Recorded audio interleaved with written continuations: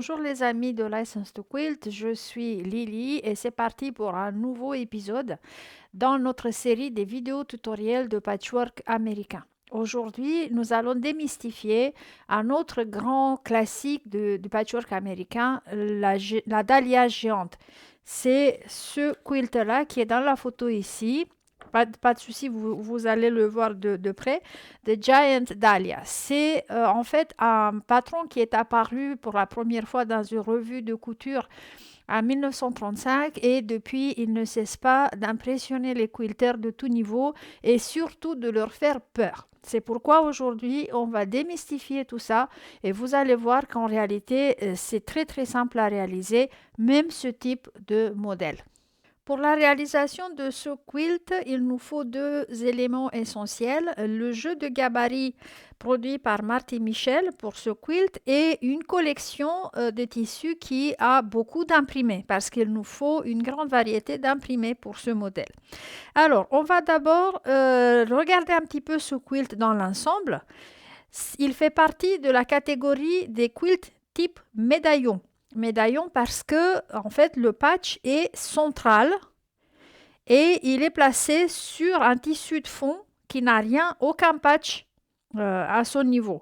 Donc quand on a un seul modèle qui est central sur un quilt, on parle des quilts médaillons. Après, dans la construction de ce quilt-là, parce que là dans l'image vous avez le classique, le grand classique de Giant Dahlia, il y a deux petites bordures et une grande bordure qui est réalisée un peu, enfin dans la même méthode, c'est une variation de la séminole qu'on avait déjà fait ensemble, donc vous savez maintenant comment faire un patch séminole.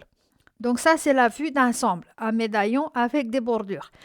Et ce qui fait peur à tout le monde, c'est pas ça, c'est la fleur. La fleur parce que vous voyez qu'il y a énormément de petits patchs dedans qui sont coupés en biais, des coutures en courbe, etc.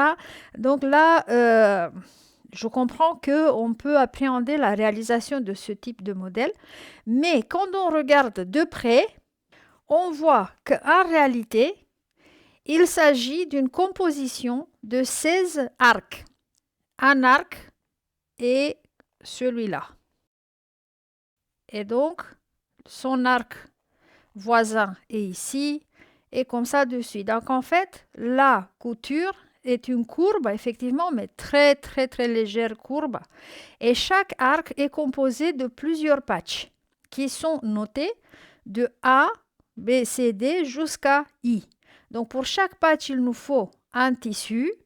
Et donc elle a produit dans ce paquet un gabarit pour chaque, qui est aussi numéroté gabarit A, gabarit B, gabarit C, jusqu'à gabarit I. Donc vous allez voir qu'en fait, ça va être très simple. Le plus difficile pour moi, ça a été de choisir les tissus que je vais employer.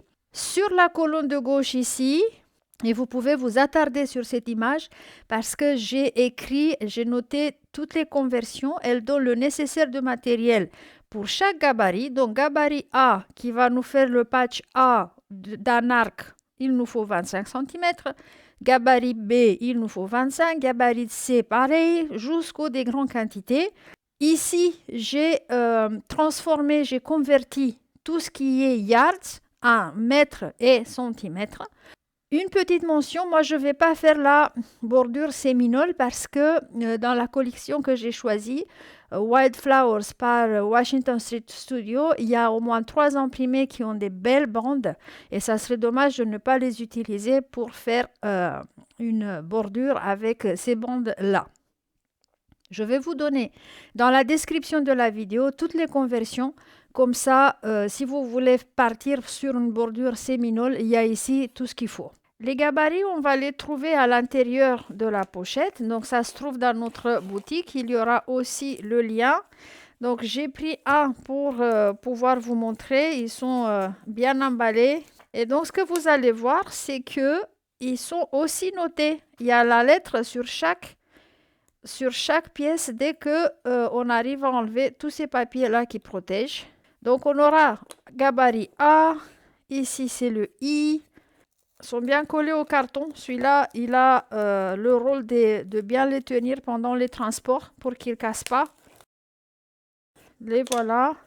Donc, je vais m'en occuper d'abord de vous montrer les tissus que j'ai choisis. Après, je vais décoller tous les papiers qui protègent mes gabarits. Alors, j'ai choisi la collection Wildflower, comme je vous ai dit. Et j'ai noté ici, donc, pour le gabarit A, c'est le tissu A. Je lui ai mis une étiquette. 25 cm. Et je vous ai noté la référence du tissu que j'ai choisi moi, si vous voulez faire pareil. Donc, c'est la référence 40-50P. Pour le gabarit B, j'ai le tissu B. Pour le gabarit C, le tissu C aussi. Et donc, j'ai joué un petit peu sur les contrastes, surtout vers le centre de la fleur. Pour le fond, j'ai choisi de la collection Coton Couture le Soft White. Donc, c'est un blanc cassé pour bien faire ressortir ma fleur au milieu. Les fils que j'ai choisis sont bien sûr Orifil, le beige pour le piéçage, la champagne pour matelassage et l'invisible pour le fil invisible pour l'appliquer. Pourquoi? Parce que dans les quilts médaillons, la pièce centrale que je viens de vous montrer, elle peut être piécée, donc qu'elle fasse partie d'un tout un grand piéçage, ou alors avec le tissu de fond, d'accord? Ou alors appliquée. Donc dans le cas de patron de Marty Michel, nous allons construire la fleur et après on va l'appliquer. Et donc pour pas gâcher son aspect, j'ai préparé mon orifil invisible. Pour le dos, j'ai choisi ce tissu-là, il nous faut 5,75 m. La taille du molleton est pour un queen size parce que à la fin ce quilt sera un queen size. Queen size, c'est une grande dimension de quilt qui va nous faire 2,15 m sur 2,58 m de taille. Donc le molleton sera un obs qui sera coupé à la fin bien sûr pour un queen size. Ici, j'ai les 3 tissus à bandes qui font partie de la même collection que je vais employer pour la bordure. Elles sont trop belles, ces bandes-là. Je ne sais pas encore lequel, donc j'ai sorti les 3 et puis je verrai quand j'aurai fini ma fleur, quelle impression elle va me donner avec lequel qu'elle ira pour le mieux. J'ai décollé le papier qui était sur mes gabarits. Ils ont du papier sur le devant et sur l'arrière pour les protéger contre les égratignures, tout ça. Et je les ai placés, chaque gabarit avec son tissu correspondant, c'est-à-dire gabarit A sur tissu A, gabarit B sur tissu B et comme ça de suite. Et maintenant, je vais vous montrer un peu comment sont construits ces gabarits-là. Je vais prendre un peu plus grand pour pouvoir vous expliquer. Première des choses. Vous allez voir que dans tous les gabarits, il y a des trous sur certains côtés. Ça, c'est pour que vous puissiez faire des marques avec un stylo sur le tissu que vous coupez. Et après, quand vous allez assembler les patchs, vous allez faire coïncider les marques sur les patchs pour les coudre ensemble. Pour certains, ce n'est pas nécessaire. Pour certains, c'est très bien qu'il y a ça. Bon, ok. Après, vous avez une flèche. La flèche indique la position du gabarit sur le tissu, c'est-à-dire qu'il faut positionner, donc placer le gabarit de manière à ce que la flèche soit parallèle à la lisière, donc dans le droit fil. Et puis sur les grands gabarits, vous allez voir qu'il y a un trou au milieu. Ce trou ne sert pas à couper du tissu. Ne commencez pas à couper du tissu par ici. Elle dit bien, Marty Michel, qu'elle a fait ces trous-là pour diminuer le poids de ses gabarits et la quantité de matériel de acrylique utilisé. Alors moi, j'ai pensé par contre que pour les grands patchs comme ça, on peut utiliser ces trous-là pour faire du fascicat. Si vous vous rappelez, quand je vous ai expliqué une fois le Crazy Quilt, j'ai parlé du fascicat, c'est-à-dire découper autour d'une certaine image. Et puis, une dernière mention, attention si votre imprimé est directionnel. Si votre imprimé est directionnel, alors cette petite fleur-là qui se trouve en haut de votre gabarit doit se trouver debout aussi. Elle doit suivre l'imprimé, la direction de votre imprimé. Donc, elle doit être en haut de votre pièce que vous allez couper. Depuis l'apparition de ce patron Giant Dahlia en 1935, il y a au moins 64 variations de ce modèle. Alors, nous, on va faire le traditionnel, comme je vous ai dit, donc la base. Et Marty énumère ici quelques variations qui sont obtenues surtout en jouant sur les contrastes des tissus. Vous voyez par exemple que ici, elle a mis la pièce I à un tissu qui a une couleur très proche, voire identique avec la couleur de fond, ce qui fait ressortir les pétales pointus comme ça. Alors que ici, par exemple, elle a mis un tissu foncé et qui nous donne une finition en forme de cercle. Ici, elle a joué sur les moyens, les tons moyens, et donc on a plusieurs. Donc c'est un peu denté la finition de visu, en tout cas, c'est l'effet visuel dont on parle ici. Euh, pour la pièce centrale de notre médaillon, on peut faire avec de l'appliqué direct, on peut faire avec des coutures en Y, on peut faire avec de la couture simple, ce qu'on va faire aujourd'hui pour déjà démystifier, comme j'ai dit, le patron. Après, en feuilletant sa petite revue, vous allez voir comment enchaîner les pièces, mais aussi on peut voir, voilà, en fait, nous devons obtenir ces arcs-là qu'on va coudre après ensemble pour obtenir la grande fleur. Ici, elle explique un peu la bordure. Bon, elle suggère de couper chaque petit triangle et chaque petit carré ou grand carré individuellement. Bon, je pense que pour une bordure séminole, on peut faire plus simple. Et on peut utiliser ce gabarit-là aussi. Donc ici, il y a une feuille de coloriage. Ça veut dire que avant de couper dans les tissus, vous pouvez faire des simulations. Donc vous la copiez, vous faites des copies avec l'imprimante et vous pouvez jouer à colorer vos patchs pour décider de l'aspect final de votre quilt. Et si toutefois vous voulez absolument faire la bordure séminole, il y a ici des gabarits en papier pour les carrés et les rectangles, les triangles qu'elle utilise dans ce sens-là. Et il y a aussi des gabarits si vous voulez faire le centre de la fleur dans un seul, donc les gabarits A et B, au lieu d'avoir deux gabarits, vous pouvez les combiner dans un seul gabarit, donc vous pouvez couper un seul. Pareil pour la terminaison des arcs, où il y a les gabarits H et Y, elle les a aussi réunis, donc ça c'est des options, deux gabarits en un pour simplifier le travail. Et puis elle montre aussi comment faire une jupe de sapin de Noël à partir d'un Giant Dahlia. Bon, on va commencer la coupe et donc pour ça, je reviens au début du manuel et elle nous dit que pour le classique, pour le traditionnel, donc les 16 arcs, je dois couper 16 pièces du gabarit A et 16 pièces du gabarit B. Pour couper maintenant mes gabarits, j'ai préféré prendre ma planche rotative, c'est plus facile. J'ai mis une nouvelle lame dans mon cutter et donc j'ai préparé ici le tissu A, mon coupon de 25 cm et le gabarit A. Alors, je vais mettre le gabarit sur mon tissu et je vais couper 4 à la fois parce que j'ai plié mon tissu en deux et encore une fois en deux en laissant à l'extérieur la lisière. On ne calcule pas avec les lisières. Alors, la flèche doit être parallèle à la lisière, ce qui est le cas pour mon tissu. Et en même temps, il y a un imprimé directionnel. Donc, moi, je veux que mes feuilles là coule comme ça du centre de la fleur vers l'extérieur. Du coup, j'ai intérêt à mettre cette petite fleur qui est sur le gabarit dont je vous ai parlé tout à l'heure en haut.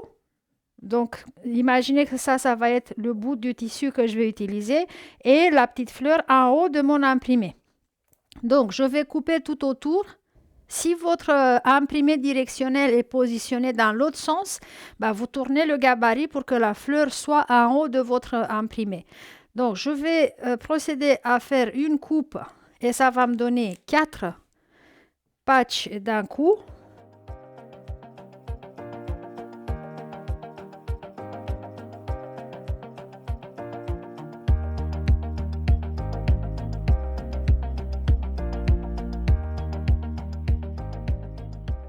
Voilà mes 4 premiers patchs et je vais donc couper 16 comme ça. Quand j'ai fini avec la coupe d'un gabarit, je mets les morceaux ensemble avec l'étiquette et je les mets de côté et le gabarit, je peux le ranger. Et je passe au deuxième. Donc ici, j'ai le gabarit B. J'ai encore un tissu directionnel. Donc vous voyez que j'ai des traits de fleurs comme ça. Donc j'ai mis ma petite fleur en haut de mon design de tissu. Voilà. Et je vais couper aussi 16 patchs, pareil, identiques. Le tissu plié en 4. Sauf que là, je vais vous montrer quelque chose. À chaque coin, il y a une petite ligne droite. En fait, c'est pas pointu. Donc, il faudra aller avec le cutter à côté de cette ligne droite qui est là, qui fait quoi? Quelques millimètres, mais il faut la faire comme telle. Ici aussi, hop, un tout petit peu droit.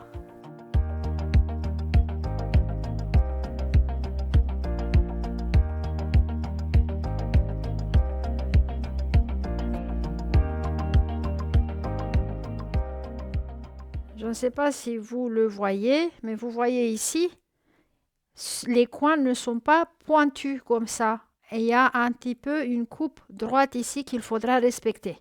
Donc chaque fois où vous trouvez ça, ne négligez pas. Il faut vraiment couper autour du gabarit. Conformément aux instructions du patron, là, on doit assembler les pièces A et B ensemble. Mais pour pouvoir les assembler, il faut qu'on apprend la couture en Y. Alors, comment ça se fait la couture en Y? Et vous verrez que si vous la faites une fois, après, vous pourrez assembler des hexagons et tout ça.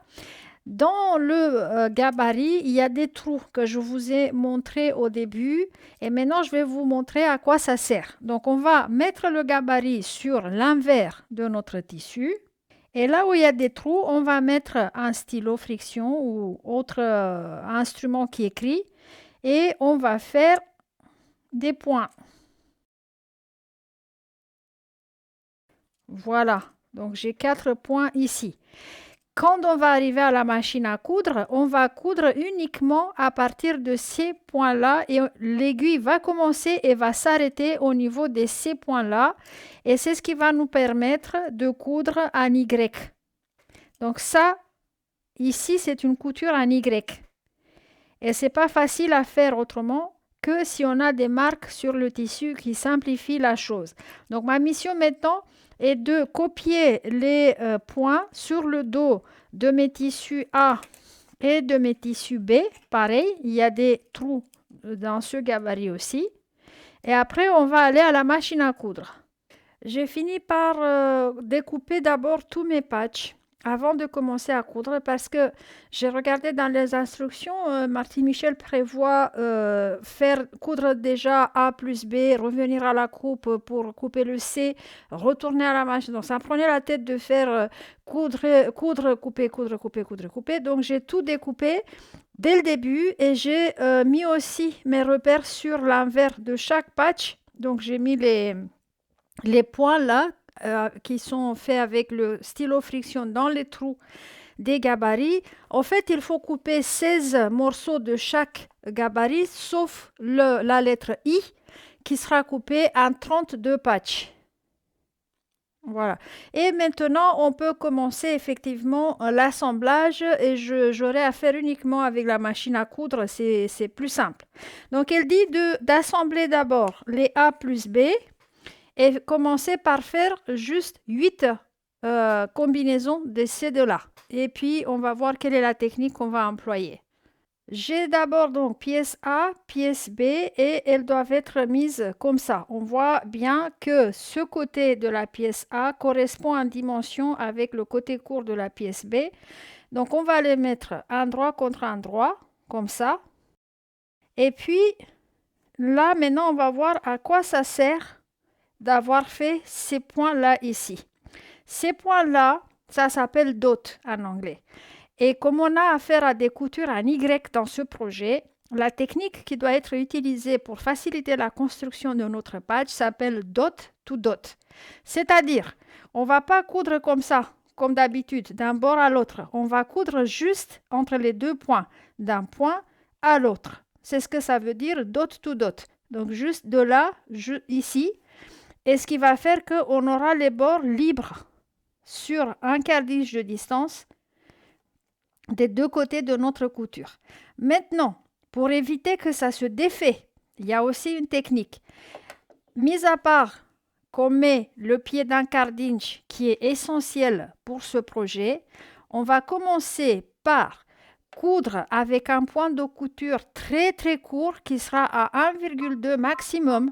Donc on va faire tomber l'aiguille dans ce point-là. Le plus facile est de faire avec la roulette qui est à droite de la machine. Donc il faut plonger l'aiguille directement dans ce point-là. Et là, je baisse le pied de biche.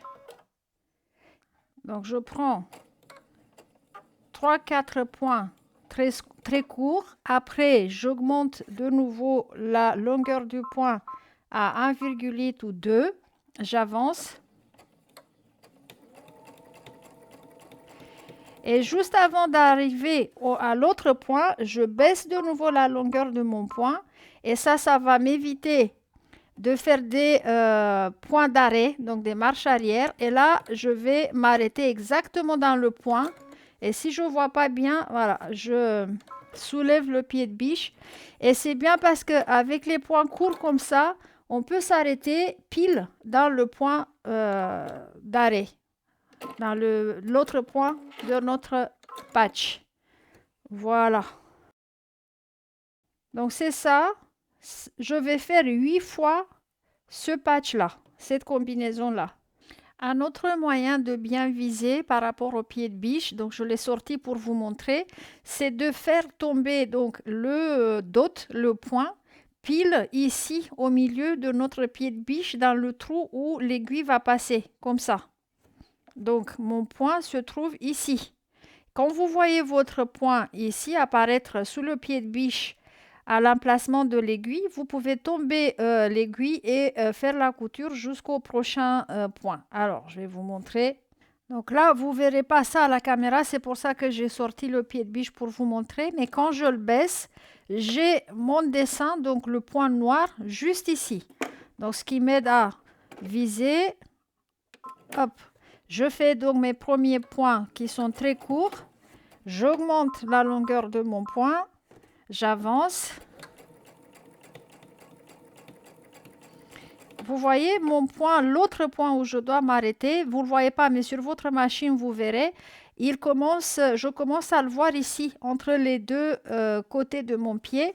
Là, je vais raccourcir mon point de couture.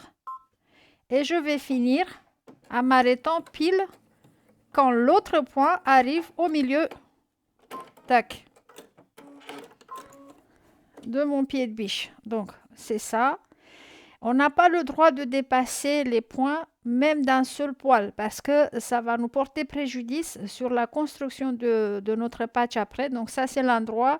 Et sur l'envers, vous voyez bien, bon, il y a des fils qui se sont attrapés, mais ça commence toujours dans le point et ça se termine dans le point. Donc, c'est ce que ça s'appelle la technique dot to dot. Après avoir fait 8 unités comme ça, on passe au deuxième pas. Et elle nous dit, on va rajouter un deuxième patch A à chaque unité AB qu'on avait déjà cousu. Et qu'on doit mettre la pièce A en dessous et l'unité AB par-dessus pour faciliter la couture. Et pareil, on va faire ça en dot to dot. J'ai mon patch A, le deuxième, que je dois rattacher à mon unité et il faut faire attention à ce que ça tombe comme ça, pour que ça fasse ici comme une pétale. Donc, je vais mettre ça endroit contre mon patch A. Et par le fait qu'on avait cousu juste d'un point à l'autre, ici, on a des bords qui sont libres. Donc, vous voyez là. Et ça nous permet de coudre à côté et faire la couture en Y. Donc, alors, je vérifie mon emplacement, voilà. Je vais procéder exactement pareil. Je vais partir de premier point et je vais continuer jusqu'au deuxième point où il est impératif que je m'arrête. Donc, je vais faire exactement la même chose qu'on avait fait tout à l'heure quand on a assemblé A plus B.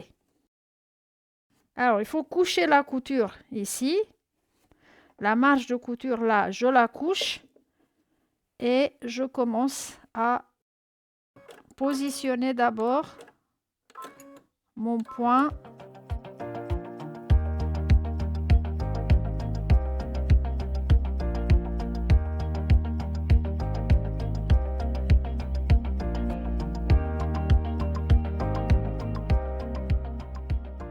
Donc, j'ai commencé au point et je me suis arrêtée au point. Et maintenant, on va voir ce que j'ai fait. Voilà, quand on retourne à l'endroit, c'est ça qu'on obtient. Et pour finir notre couture en Y, il faut aussi joindre ces deux longs côtés ici. Donc, on va prendre notre objet, donc notre patch, on va le plier ici, exactement comme ça. Et nous allons commencer au point. Alors, je vais le tourner comme ça, c'est plus facile. Donc, je vais commencer au niveau du point et je vais continuer jusqu'au point suivant. Si vous voulez, jusqu'à là, vous pouvez aller jusqu'à la bordure, mais je me méfierai pour l'instant. Je vais coudre juste jusqu'au point, en alignant les bords longs de ces deux pièces A.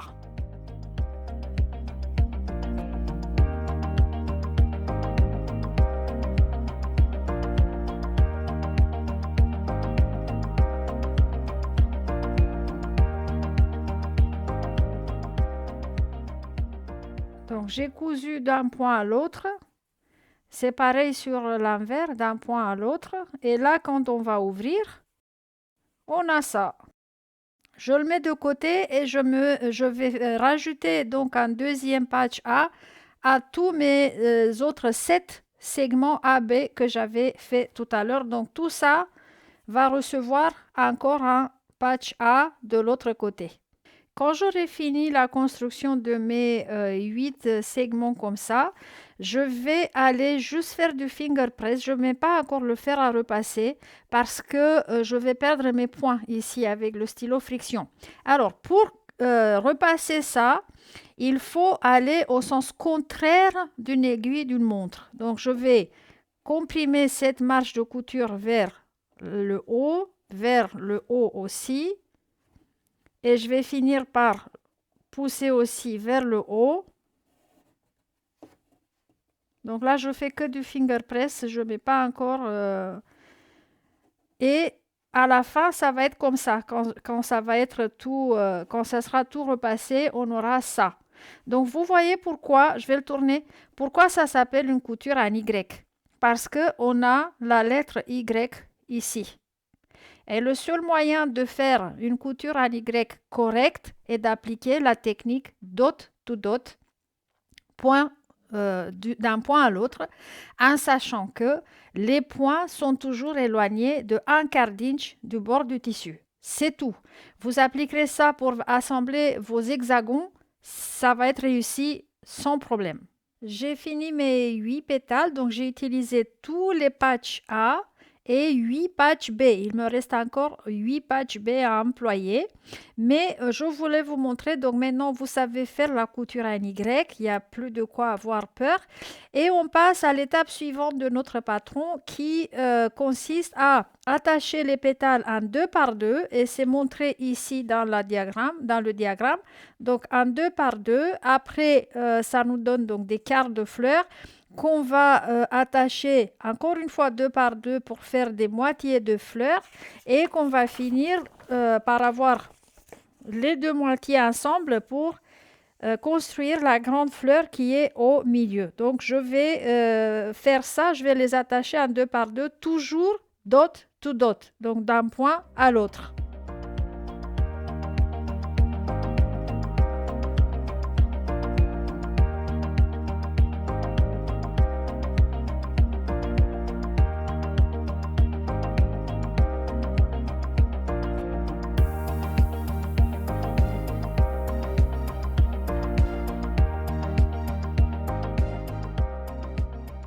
Le centre de ma dahlia est fini et j'ai quand même une observation à faire.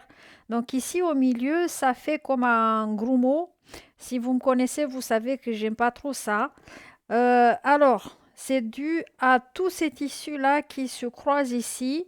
Et donc, j'ai décidé pour ma part de prendre un ciseau et couper un petit peu toutes ces pointes-là en faisant attention, pas couper dans les coutures, hein, parce que là, c'est pas vraiment top.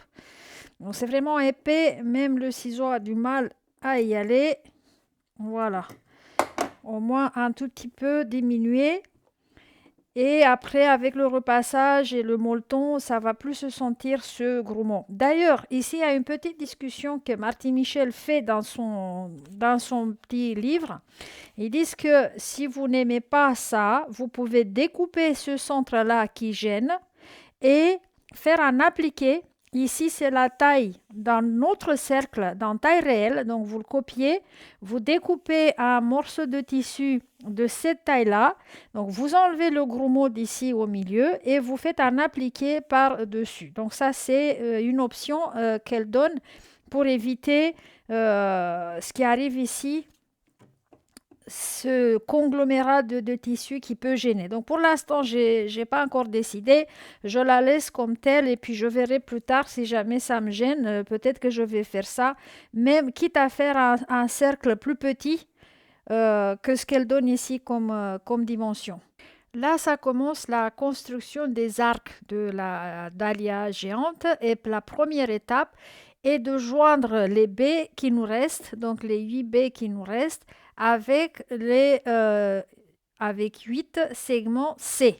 Donc, il faut toujours vérifier la position des patchs avant de les mettre endroit contre endroit pour éviter que vous décousez après.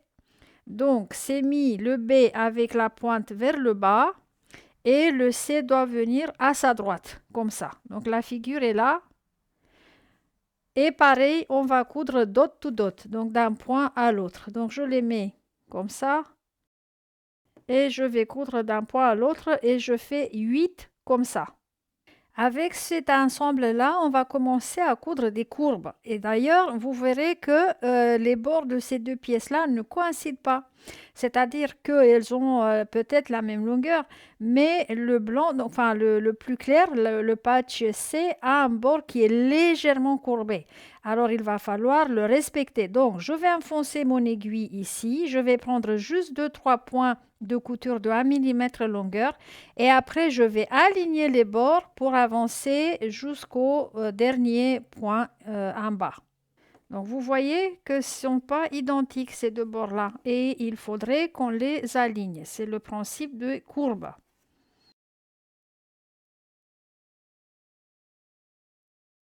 Voilà. Et quand on retourne à l'endroit, on a ça qui, une fois repassé, va être un peu courbé, mais on ne repasse pas encore, d'accord? Donc, c'est ce que je vous ai dit. Donc, je vais faire 8 comme ça. J'ai fait mes 8 segments B, C et il me reste encore 8 patchs C ici que je mets de côté. Et là, je commence à attaquer les patchs D. Donc, les instructions nous disent que maintenant, on va attacher un patch D à nos unités ici BC. Alors, une petite précision, il faut pousser la couture vers le segment B et toutes les coutures qui vont suivre dans l'arc seront poussées vers le patch B. Donc, je vais juste faire comme ça avec mes ongles. Et donc, ça, c'est le pas suivant. Ça commence vraiment à apparaître notre arc. Et puis, à partir de ce moment-là, on va utiliser les épingles parce que là, à part coudre d'un dot à l'autre, donc d'un point à l'autre, il faudra les faire coïncider d'un patch à l'autre. Donc du coup, je vais mettre une épingle dans le point du patch D et une épingle dans le point du patch C. Comme ça, ils sont ensemble et je vais faire la même chose avec le point de bas. Je vais mettre une épingle dans le D et une épingle dans le C. Voilà. Donc, je les assois en place et je vais les attacher. Donc, je vais les coudre de la même manière que toutes les coutures qu'on avait fait jusque-là. Et donc, vous voyez que là, c'est coupé en biais. Donc, il faudra faire attention à ce que les bords soient alignés. Là, on commence à avoir affaire vraiment à des courbes. Donc, la même méthode, je vais attacher 8 dés à mes 8 segments ici. Donc là, je vais tirer mon épingle parce que je ne veux pas que l'aiguille tape dans mon épingle. C'est juste pour les tenir ensemble un moment. Je vais prendre mes quelques points de couture de 1 mm. Voilà. Après, j'augmente à 2 mm.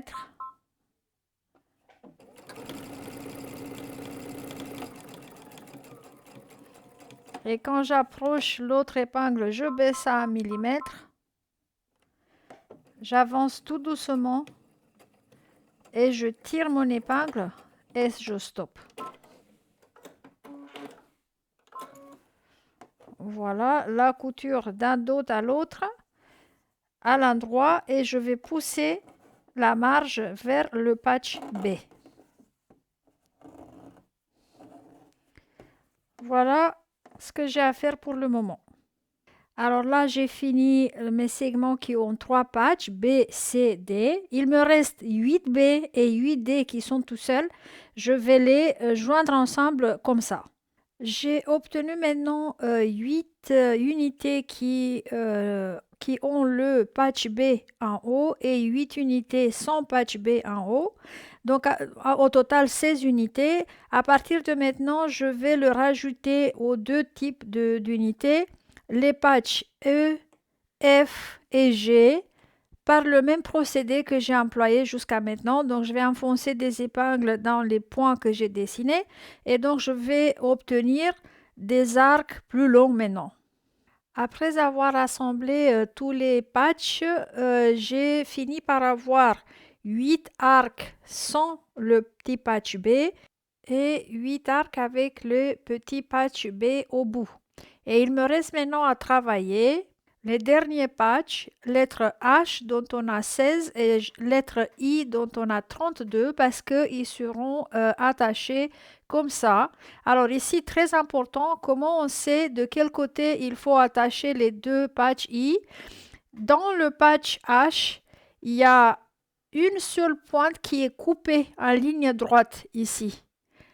Les 3 autres sont pointus. Donc, c'est ici, à la ligne droite, qu'on doit venir avec nos 2 patchs I. Je vais prendre d'abord le patch de gauche et je vais faire comme j'ai fait avant. Je vais épingler dans les points. Et si vous voulez, vous pouvez mettre encore une épingle à mi-chemin.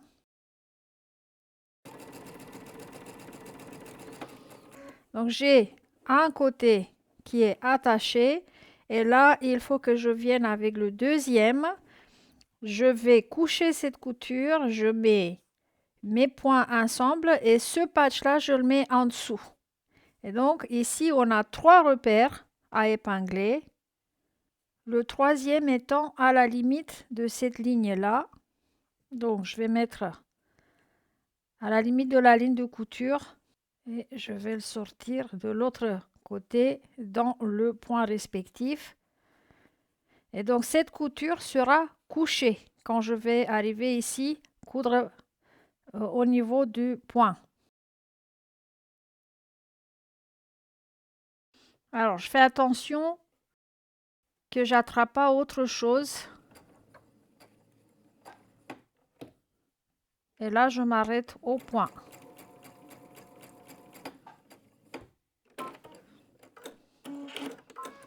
Voyons voir. Voilà ce que j'ai obtenu. Et maintenant, donc une fois que j'ai ces unités comme ça, je vais les attacher à mes arcs et on voit bien que ça tombe pile comme il faut.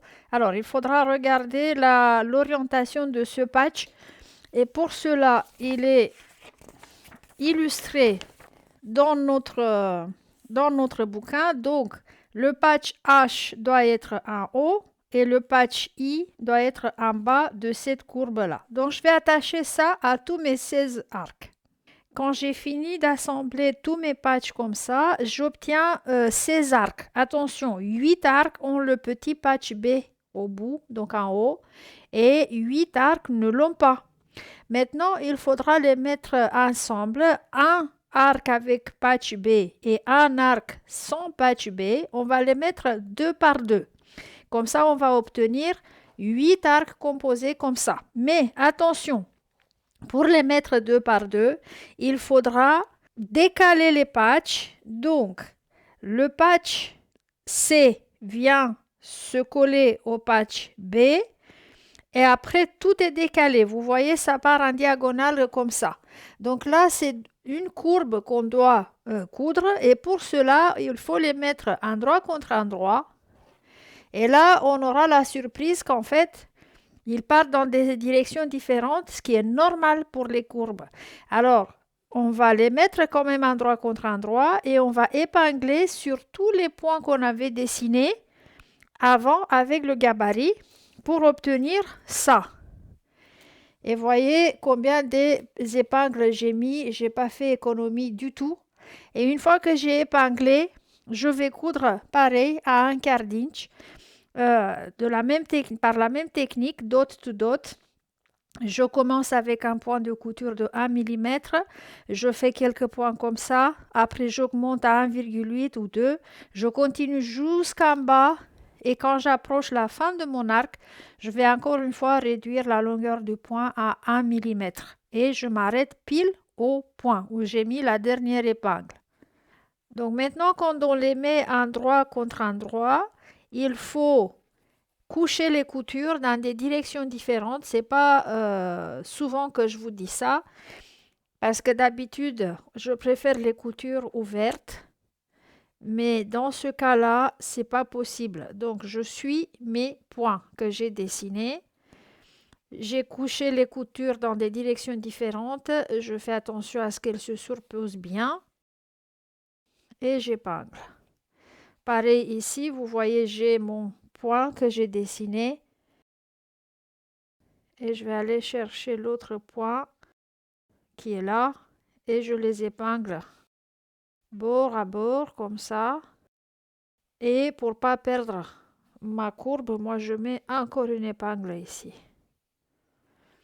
Et je vais suivre tous mes points et toutes mes coutures comme ça jusqu'en bas de mon arc. Le secret donc pour coudre les courbes, larges ou serrées, longues ou courtes, peu importe, est d'avoir des repères sur le tracé, donc sur la longueur des courbes, et de les épingler au niveau de ces repères-là des deux côtés. Et une petite précision que je me suis rendu compte que je n'ai pas faite. Tout au long de ce projet, vous avez peut-être observé que ma marge de couture de 1/4 d'inch n'est pas si large que d'habitude. Et c'est normal. Certains patrons appellent pour ce qu'ils appellent un scant quart of an inch, c'est-à-dire un quart d'inch plus étroit que d'habitude. Donc, il ne va plus faire 6 mm, il ne va pas dépasser en aucun cas 5 mm. Donc, vraiment un demi-centimètre pile. Ça, c'est un scant quart d'inch. Donc, je commence ma couture comme d'habitude. Je vise à faire tomber mon aiguille dans mon repère.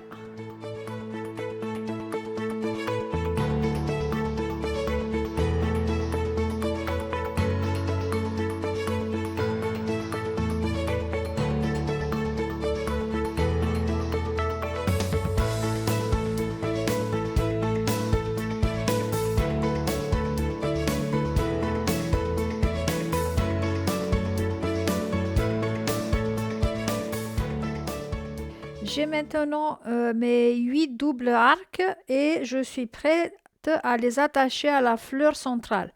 Petite discussion avant ça. Donc moi j'ai encore grignoté ici au croisement de tous ces tissus-là parce que ça ne me plaisait pas les épaisseurs qui se produisaient au centre. Et donc si vous voulez éviter ça, dans le livre, il y a une solution alternative. Donc, il y a un gabarit papier que vous allez photocopier et après découper qui vous donne cette pièce-là, la pièce qui est composée de 2 patchs A et un patch B, à la couper d'un seul tenant. Donc, comme ça, vous évitez le piéçage de 3 pièces ici et la couture en Y du centre. Pareil, vous avez un autre gabarit papier pour la fin de l'arc, là où on avait piécé le H et les deux Y. Vous voyez, donc il y a une solution alternative. Découper cette pièce-là qui termine l'arc d'un seul tenant et donc éviter le piéçage des trois pièces. Donc on est arrivé à l'assemblage de notre dahlia. Le pire est derrière nous. Et donc comment on fait ça? En réalité, il faudrait que ce patch B, qui n'était pas inclus initialement dans la fleur, arrive ici. Alors pour cela, on va tout simplement coudre bord à bord ce côté de la pétale avec le début de l'arc ici. Et d'ailleurs, on va regarder dans le livre comme on voit ici. Donc ici, c'est un côté de notre pétale de la fleur et ici, c'est le début de notre arc. Alors, on va transposer ça en pratique. Donc, j'ai ma fleur devant moi. Chaque pétale, elle a un côté en haut et un côté en bas. Moi, je dois attacher au côté du bas, comme ça. Et je vais chercher pour cela mes points que j'ai dessinés. Je vais épingler dans les points et je vais coudre pareil, la technique dot to dot, avec un point de couture de 1 mm au début et à la fin et 1,8 sur le reste de mon trajet. Voilà, c'est pas compliqué. Et donc dans un premier temps, c'est tout ce que je dois coudre. Je vais faire pareil pour mes 8 doubles arcs. Je vais coudre leur base à un côté de mes pétales de la fleur centrale. Voilà où on en est. Notre dahlia ressemble maintenant à une comète à 8 queues. Voilà, c'est comme ça parce que les arcs sont attachés juste à leur base, ils ne sont pas attachés entre eux. C'est ce qu'il nous reste à faire. On va prendre les arcs, on va les épingler endroit contre endroit comme on avait fait pour les créer et on va coudre pareil du premier point ici jusqu'en bas au dernier point et ça va fermer notre dahlia. Je vais faire ça pour tous mes 8 arcs, donc je vais les coudre entre eux et après je vais lui donner un bon repassage. Et figurez-vous qu'on n'a pas encore fini avec celle-ci, on aura encore 2 petites choses à lui faire. Une fois que tous mes arcs sont joints entre eux, j'ai obtenu un cercle parfait avec un diamètre de 54 inches. C'est exactement ce que les instructions disent. Donc si on suit à la lettre ce qui est marqué dans le bouquin, ou notamment ce que j'ai expliqué dans ce tutoriel pour faire en français, on va obtenir cette grande fleur-là. Et maintenant, il va falloir quand même qu'on lui fasse encore 2 petites choses avant de l'utiliser. Maintenant, on prend notre cercle, on retourne à la machine à coudre et on va lui faire une couture qui s'appelle un stay stitch. Stay stitch, en traduction, c'est une couture stabilisatrice à 1/4 d'inch de bord, distance de bord, avec un point de couture de 2,5. Juste pour bien garder tout ça en place, il faut faire attention de ne pas dépasser avec la couture dans le patch à l'intérieur. Et une fois qu'on a fait cette couture-là, on pourra plier notre bord. Donc on va repasser, on va plier pile sur la couture-là qu'on va faire et qui va faciliter le pliage. Donc tout autour, on va plier ça au repassage à 1/4 d'inch sur la couture, le stay stitch qu'on a fait. Et comme ça, on pourra après faire l'appliqué de notre dahlia. Donc en fait, on va faire un grand appliqué avec ce patch là sur le fond, sur le tissu de fond. Donc d'abord, on va commencer logiquement. Donc je vais faire le stay stitch tout autour de mon cercle sans mordre dans les pointes de mes patchs. Pour faire la couture stabilisatrice, je vais utiliser le quart d'inch étroit, donc le scat quart d'inch, pour ne pas dépasser dans mes pointes.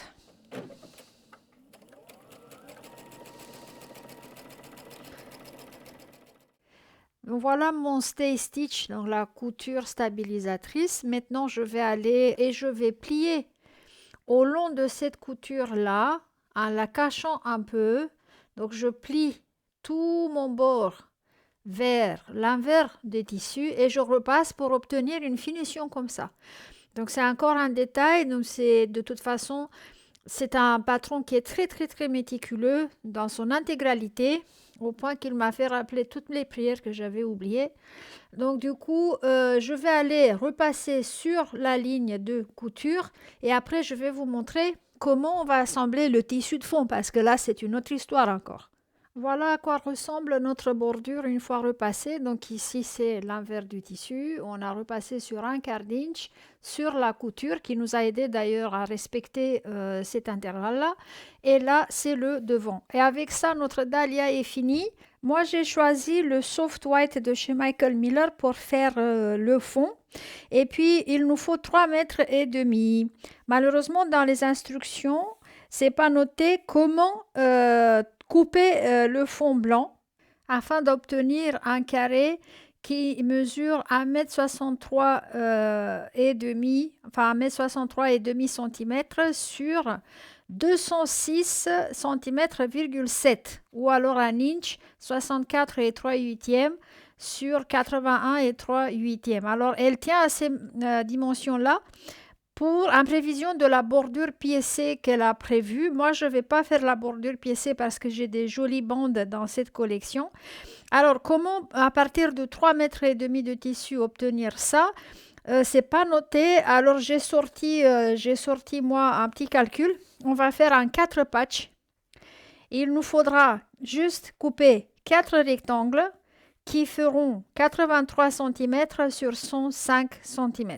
Alors, le 105, j'ai fait cette double flèche, je vais le sortir de la largeur du tissu parce que les tissus de patchwork viennent à 110 cm de largeur et 83 dans la longueur. Donc, je vais couper d'abord 4 fois 83 cm dans mon tissu. Je vais couper directement dans mon rouleau, mais vous allez avoir 3 mètres et demi pour ça.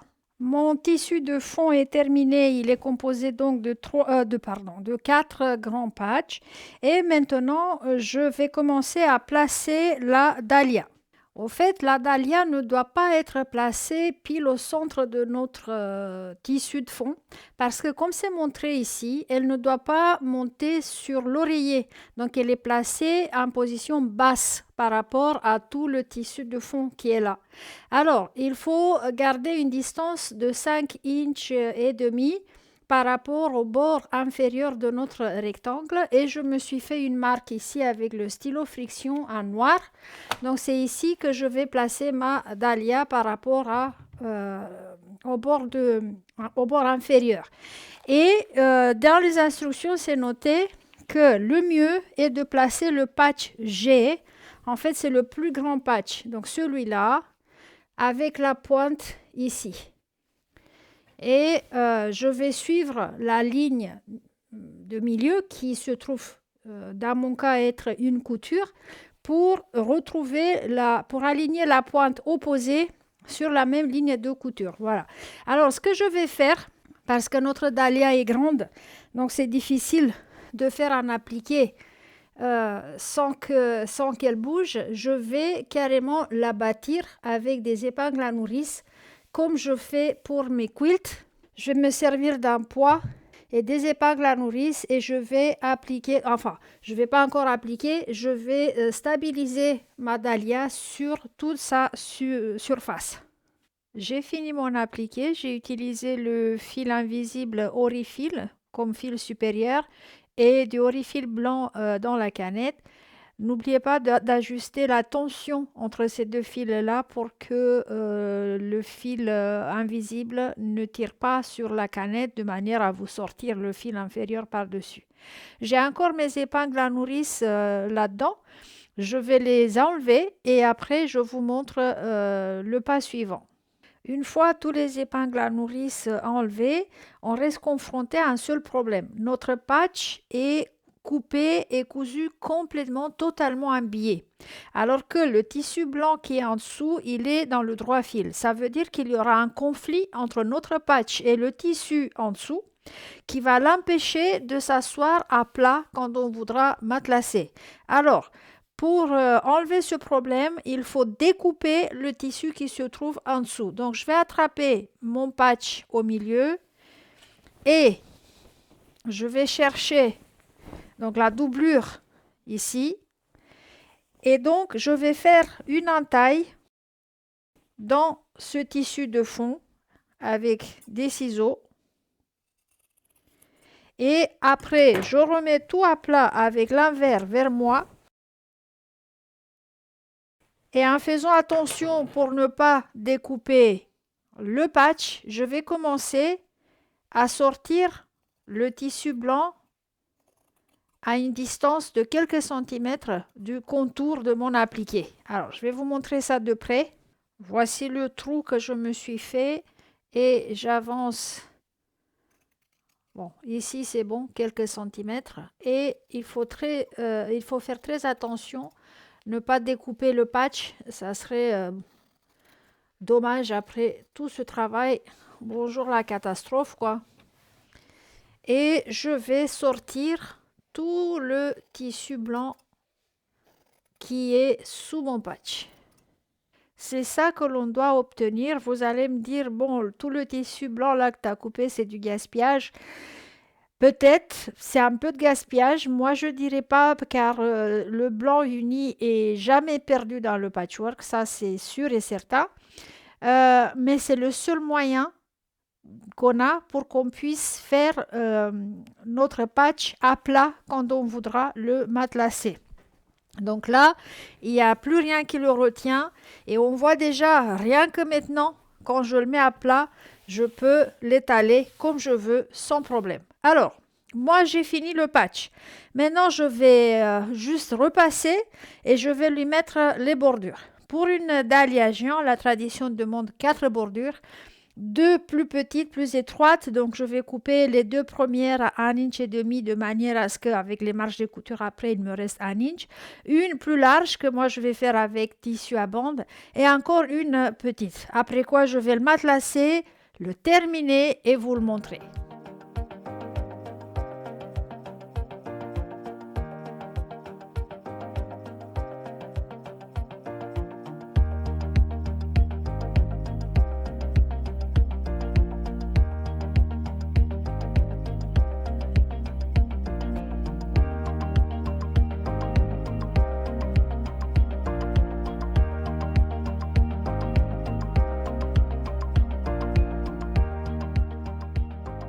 J'ai terminé enfin ma dahlia géante. Elle est vraiment géante. Elle mesure 2,50 m, je pense. Je n'ai pas mesuré à la fin, mais je sais que j'ai vers les 2,50 m sur 2,10 m par là. J'ai rajouté 4 bordures et puis le binding, pour le binding, j'ai mis du noir uni de chez Michael Miller de la collection Coton Couture et puis pour le dos, j'ai mis ce tissu là, il m'a fallu 5,75 m en total. Les 2 premières bordures et la dernière, je les ai assemblées simples, donc des bandes droites. Par contre, les bandes, je les ai assemblées en coin oblique. Si vous cherchez dans notre chaîne, vous verrez qu'il y a un tutoriel pour faire des finitions obliques comme ça pour les bordures. Et puis le matelassage, vous voyez, il est très simple parce que je voulais absolument pas charger mon quilt. Le patch doit être l'élément principal. J'ai fait que des spirales partout avec un fil de couleur très clair pour se mélanger bien dans le blanc qui est le tissu de fond. Vous pouvez utiliser un autre tissu de fond à la place du blanc, mais en sachant que d'une part, il vous faut un contraste pour bien faire sortir en évidence le médaillon et de l'autre part, tout ce qui se trouve à l'arrière de ce médaillon devra être coupé et enlevé. Ça serait dommage de mettre un autre imprimé. Vaut mieux mettre un uni, ça coûte un peu moins cher et puis ça fait en fait le travail bien mieux qu'un tissu imprimé. Mais enfin, c'est votre choix de ce point de vue. Le jeu des gabarits pour la dahlia géante se trouve dans la boutique. Je vais vous mettre le lien en dessous, donc dans la description de la vidéo. Et aussi toutes les conversions que j'ai fait moi ici pour le nécessaire de tissu. Donc la liste des longueurs des métrages sera mis dans la description également. Et maintenant, j'ai un cadeau à faire La boîte Orifil qui a été offerte par Orifil dans la vidéo précédente arrivera chez Madame Fabienne Greiner. Donc, bravo à vous, Madame Greiner. J'attends vos coordonnées postales sur ma boîte email bonjour@license2quilt.com pour que je puisse vous l'expédier. Et le jeu d'aujourd'hui se reconcentre sur le bob parce que malheureusement la personne qui les avait gagnés, les tissus pour le bob, ne les a pas réclamés. L'été est toujours là, donc je ressors au concours le set des deux tissus et le stabilisateur. Alors, allez-vous relever le défi de la dahlia, géante ou pas géante, comme vous voulez, mais vous pouvez faire uniquement un géante avec les gabarits. Pour un oui ou pour un non, je vais vous envoyer un cadeau au tirage au sort, bien sûr. Les tissus pour le bob d'été, le patron est gratuit, il se trouve dans la boutique, il suffit de créer un compte client et le télécharger gratuitement. Voilà pour moi aujourd'hui. Je sais que cette vidéo a été attendue du moins par le groupe Facebook License to Quilt. Le voilà, le quilt est là. Maintenant, c'est à vous de relever le défi. Au revoir tout le monde.